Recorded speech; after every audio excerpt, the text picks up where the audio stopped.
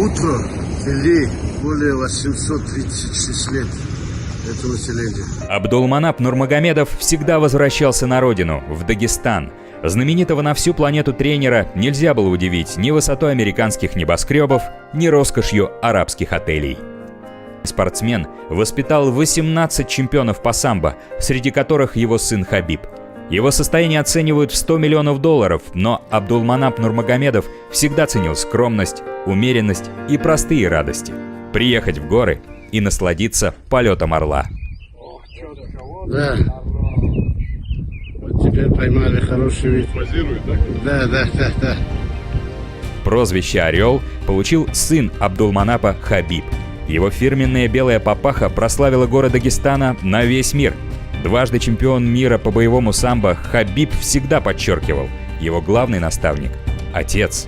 Упорный труд и строгая дисциплина – вот чем объяснял успехи своих подопечных тренер Нурмагомедов. Он даже написал об этом книгу, она так и называется «Отец, как вырастить чемпиона». И дело не только в физических упражнениях. На сборах мы работаем 5,5 часов физически, это все. А вечером он брал справочник Ожегова и переписывал ему незнакомых 100 слов оттуда. Все шли спать, а Хабиб переписывал эти страницы. Абдулманап воспитал чемпионов по самбо больше, чем кто бы то ни было во всем мире. А еще сотни детей получили возможность начать карьеру в спорте благодаря прославленному тренеру. Школа в Махачкале носит имя ее основателя – Абдулманапа Нурмагомедова. Меньше чем за год на средства его семьи был возведен современный зал для занятий борьбой. Оснащению сам Хабиб мог бы позавидовать, ведь в начале его карьеры даже горячая вода в душе была невообразимой роскошью. Впрочем, и сейчас условия тренировок в горах более чем аскетичные, и никаких посторонних глаз. Абдулманап Нурмагомедов всегда считал, что сам горный воздух помогает спортсменам сосредоточиться. И планировал в будущем создать самую высокогорную школу самбо в мире, где талантливые воспитанники могли бы не только тренироваться, но и жить.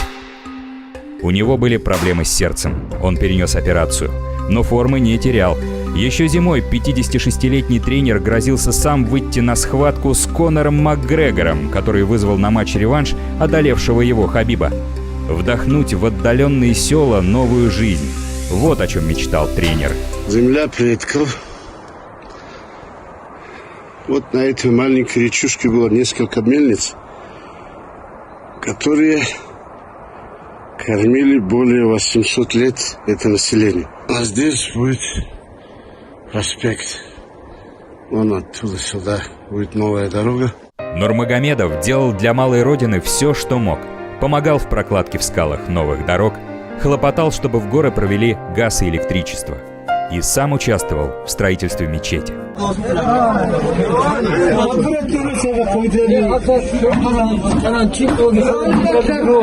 В родовом селе Нурмагомедовых Сильди улиц немного, но все они носят имена дагестанских чемпионов. Туда семья возвращалась регулярно. Убранство родового гнезда более чем скромное. Умеренность в вещах, но амбициозность в целях. Вот что всегда ценил Абдулманап Нурмагомедов. Тренер мечтал взрастить целую династию, сделал чемпионом сына, занимался с племянником, а затем хотел начать тренировки со своими внуками, младший из которых только недавно появился на свет.